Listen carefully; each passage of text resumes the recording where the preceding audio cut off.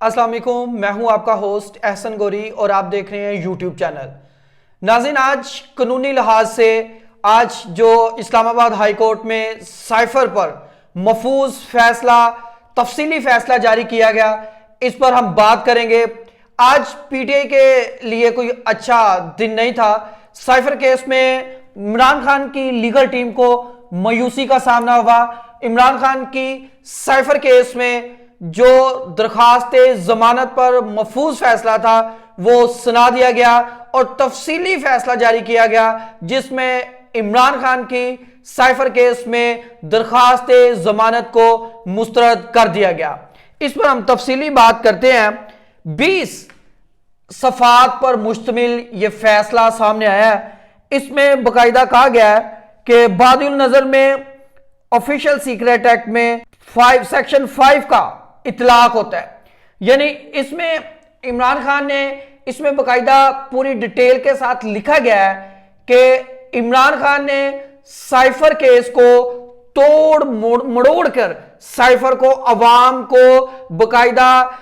Black میل کرنے کے لیے پیش کیا اور پاکستان کی جو خارجہ پالیسی ہے اس کے خلاف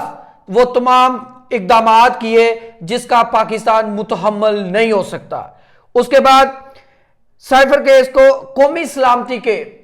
جو ہے وہ خلاف عمران خان نے باقاعدہ ہرزہ سرائی کی اور عمران خان نے سائفر کو اپنے سیاسی مقاصد کے لیے استعمال کیا۔ اور اس پر ناظرین، میں آپ کو اس سے پہلے بھی سائفر کیس پر پوری کہانی بتا چکا ہوں کہ عمران خان نے باقاعدہ اپنے جلسے میں ایک سمبولیکلی ایک سائفر کو، کاغذ کے ٹکڑے کو ایک لہرایا تھا، گو کہ وہ سائفر نہیں تھا، کیونکہ سائفر جو ہے وہ یلو کلر کا پیپر ہوتا ہے، وہ ایک وائٹ کلر کا پیپر تھا۔ لیکن عمران خان نے جب اس پیپر کو لہرایا تو اس کے بعد یہ تاثر دیا گیا کہ عمران خان نے پاکستان کے اسپیشل سیکرٹ ایکٹ کو باقاعدہ ڈی کلاسیفائیڈ کرنے کے بغیر عوام تک پیش کیا۔ اس کے بعد کیونکہ عمران خان کی طرف سے یہ کہا جاتا تھا کہ اسد مجید کا باقاعدہ بیان موجود ہے کہ جس طرح امریکہ نے پاکستان کی حکومت کو گرانے کی باقاعدہ دھمکی دی۔ ناظرین، اس سے پہلے بھی میرے لیے بڑی حیران کن بات تھی کہ کس طرح کوئی ملک اس طرح واضح طور پر ایک دوسرے ملک کے پرائم منسٹر کو دھمکی دے سکتا ہے، لیکن عمران خان نے باقاعدہ یہ بیانیہ سیٹ کیا اور پھر بڑی حد تک عمران خان کا یہ بیانیہ عوام میں مقبول بھی ہوا اور باقاعدہ طور پر وہ اس ویو، اس لہر کو لے کے گئے اور ان کی مقبولیت کا گراف دن بدن اوپر سے اوپر ہی جاتا گیا۔ اسد مجید نے جو اس پر گواہی دی ہے وہ بھی بڑی حیران کن ہے، اور آج باقاعدہ جب عمران خان کی درخواست ضمانت پر تفصیلی فیصلہ سامنے آیا تو اس میں اسد مجید کے اس بیان کا بھی ذکر تھا، اور دوسری طرف یہ بھی کہا گیا کہ دفتر خارجہ کے جو بیانات ہیں ان کو بھی ریکارڈ کا حصہ بنایا گیا اور کہا گیا کہ عمران خان کو باقاعدہ غلط یہ انہوں نے پرسو کیا، عوام تک غلط بیانات پہنچائے۔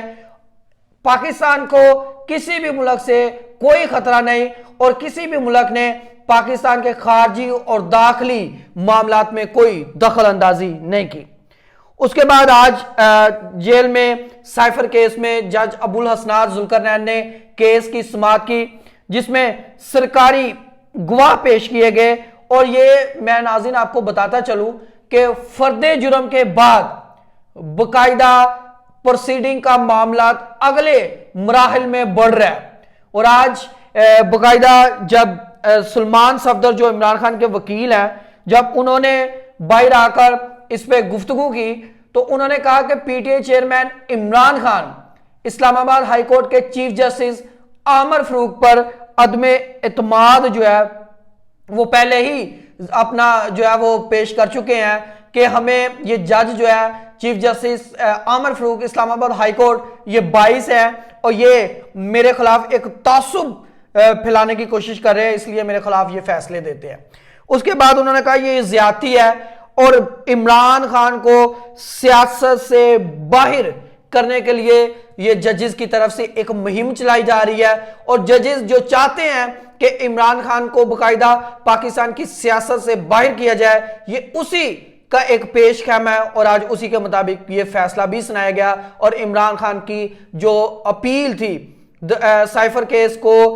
کالعدم قرار دینے میں، اس کو آج ریجیکٹ کر دیا گیا۔ دوسری طرف یہ بھی کہا گیا، اور میں اپنے ناظرین کو بتاتا چلوں کہ عمران خان کی لیگل ٹیم کی طرف سے باقاعدہ یہ پیش گوئی کر دی گئی ہے کہ اب جو معاملات ہیں آپ کو آئندہ آنے والے دنوں میں یہ باقاعدہ سپریم کورٹ میں جائیں گے، اور آپ کو، اور انہوں نے کہا کہ باقاعدہ سپریم کورٹ میں یہ سارے فیصلے ہوں گے۔ عمران خان کی لیگل ٹیم کی طرف سے آج عمران خان کی جو سوشل میڈیا ٹیم تھی، انہوں نے باقاعدہ اپنے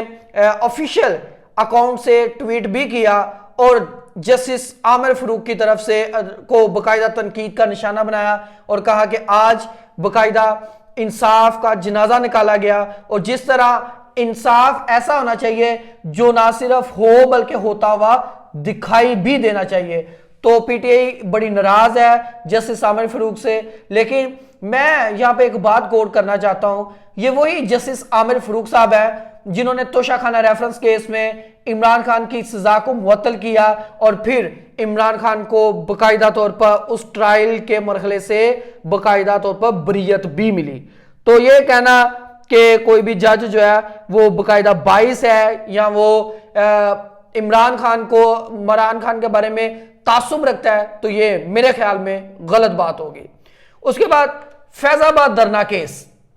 ناظرین جب سے justice Qazi Faez Isa chief justice of Pakistan supreme court باقاعدہ جب سے انہوں نے چارج سنبھالا ہے، انہوں نے پہلے دن سے ہی فیض آباد دھرنے کیس کو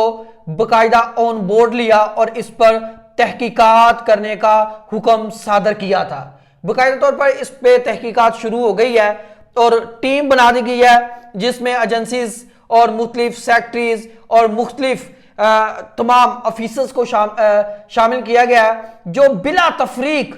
اس کیس پر تحقیقات کریں گے، اور جہاں تک ہمارے ذرائع کے مطابق اس میں بڑی بڑی شخصیات جو ہے وہ اس میں شامل ہوں گی جن کو آئندہ آنے والے دنوں میں بے نقاب کیا جائے گا۔ دوسری طرف ناظرین، آپ آئندہ آنے والے دنوں میں جو نیب کے سابقہ چیئرمین تھے جسٹس جوید اقبال صاحب، ان کے خلاف گھیرا تنگ کر دیا گیا، اور سپریم جوڈیشل کونسل کا جو اجلاس ہو رہا ہے اس میں باقاعدہ مظاہر علی اکبر نقوی اور جسٹس جوید اقبال کے خلاف جو تحقیقات کا آغاز کر دیا گیا،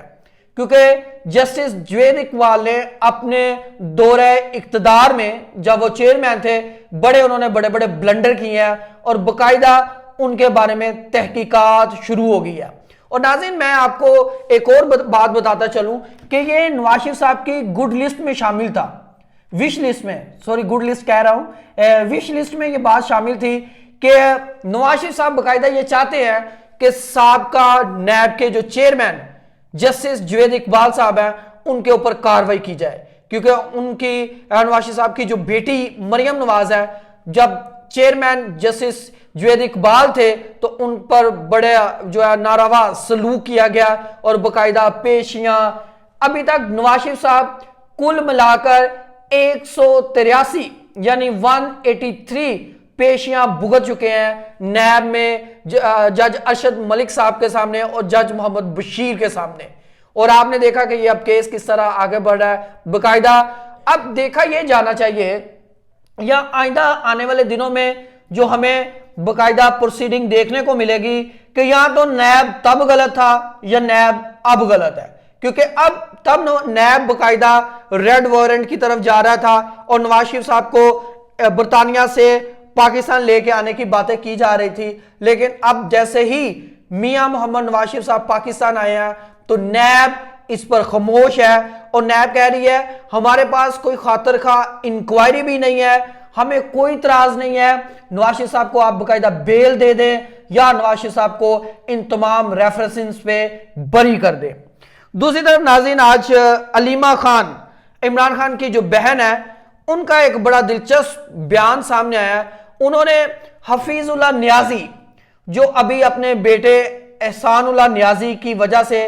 بڑے پریشان ہیں, کبھی وہ ٹویٹس کرتے ہیں, کبھی وہ ان کو ملنے جاتے ہیں, کبھی وہ کوئی در کھٹکھٹا رہے ہیں, کبھی وہ کون سی ونڈو سے جھانک رہے ہیں, کہ کہیں نہ کہیں احسان اللہ نیازی صاحب جو ہے وہ جو انہوں نے 9 مئی کو حرکت کی تھی, وہ گو کہ میں ایز اے جرنلسٹ آج بھی اس حرکت کو باقاعدہ مذمت کرتا ہوں اور 9 مئی واقعے کے بھی مذمت کرتا ہوں, لیکن کسی نہ کسی طریقے سے جو حفیظ اللہ نیازی صاحب ہیں وہ یہ چاہتے ہیں کہ ان کے بیٹے کو کہیں نہ کہیں ریلیف ملے. آج ان کی عارف الوی صاحب سے بھی ملاقات تھی, تو آج جب باقاعدہ پوچھا گیا علیمہ خان سے کہ حفیظ اللہ نیازی صاحب عارف الوی سے ملاقات کر رہے ہیں, تو انہوں نے کہا کہ حفیظ اللہ نیازی صاحب جو ہے